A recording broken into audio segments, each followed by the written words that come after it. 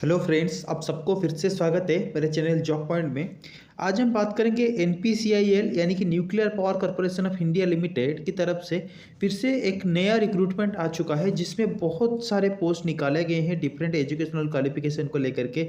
जैसे आपने वीडियो का थंबनेल में देखा होगा, 391 नंबर ऑफ पोस्ट यानी कि 391 नंबर ऑफ पोस्ट है, हर एक डिफरेंट एजुकेशनल क्वालिफिकेशन के हिसाब से।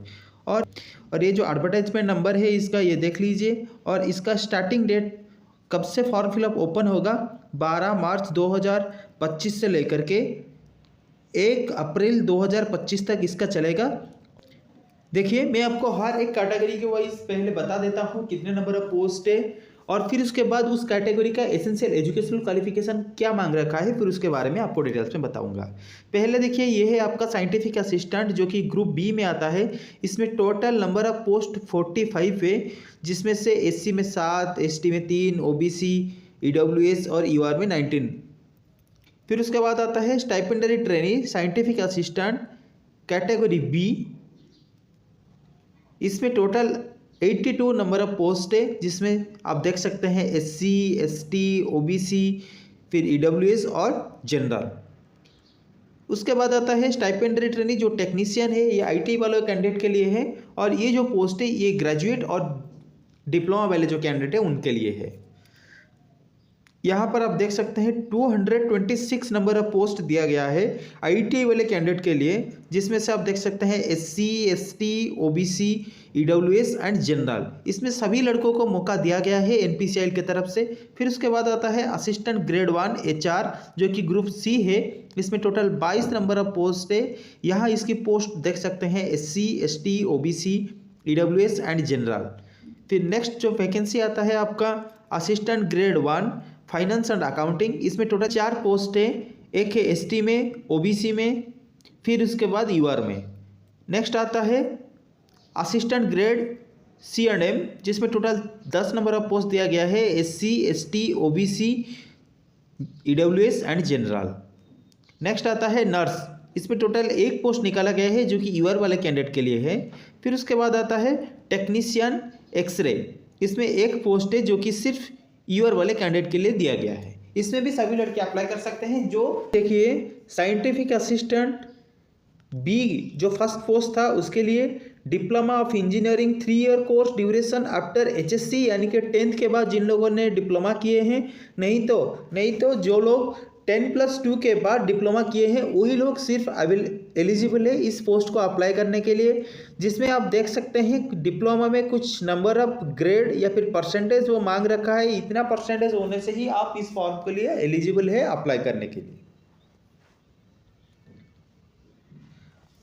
इसमें और एक जो पोस्ट था साइंटिफिक असिस्टेंट कंप्यूटर साइंस, इसमें BSc in computer science with not less than 60%, otherwise BSc with 60% plus 1 year diploma course in computer.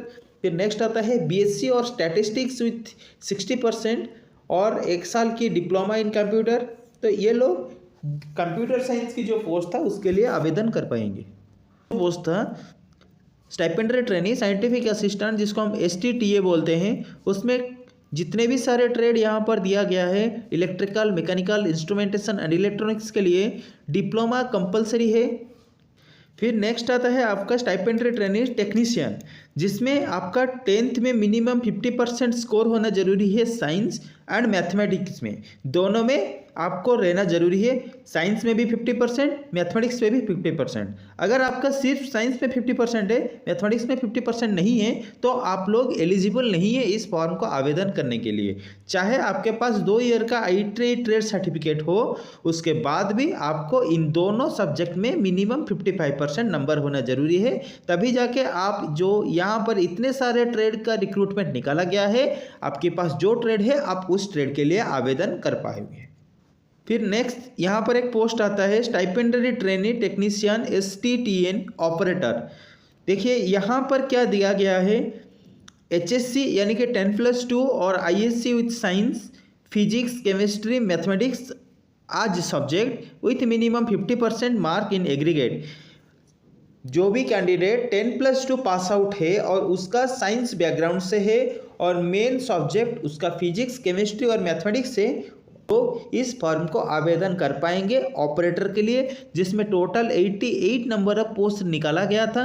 और उसके साथ साथ इंग्लिश भी उनका एक सब्जेक्ट रहना जरूरी है 10th में। अगर 10th में आपका इंग्लिश एक सब्जेक्ट नहीं है तो फिर आप इस फॉर्म को अप्लाई नहीं कर पाएंगे।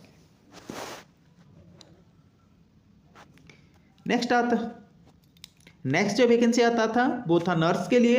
नर्स के लिए भी सेम 10+2 इन डिप्लोमा नर्सिंग और मिडवाइफरी 3 साल वाला course with valid registration from north of central और स्टेट काउंसिल ऑफ इंडिया, या फिर कोई भी बीएससी नर्सिंग किए हैं वो लोग भी इस फॉर्म को अप्लाई कर पाएंगे, या फिर कोई भी नर्सिंग ए सर्टिफिकेट करके 3 साल के हॉस्पिटल एक्सपीरियंस है वो लोग इस फॉर्म को अप्लाई कर पाएंगे। फिर उसके बाद आता है टेक्नीशियन एक्सरे, जिसमें HSC in science with 60% mark plus 1 साल का मेडिकल रेडियोग्राफी या फिर एक्सरे टेक्नीशियन का जो ट्रेड सर्टिफिकेट होता है वो, और 2 साल का पोस्ट क्वालिफिकेशन एक्सपीरियंस, चाहे आप किसी भी लैबोरेटरी में हो या किसी भी हॉस्पिटल में काम कर रहे हो तो आप इस फॉर्म को आवेदन कर पाएंगे।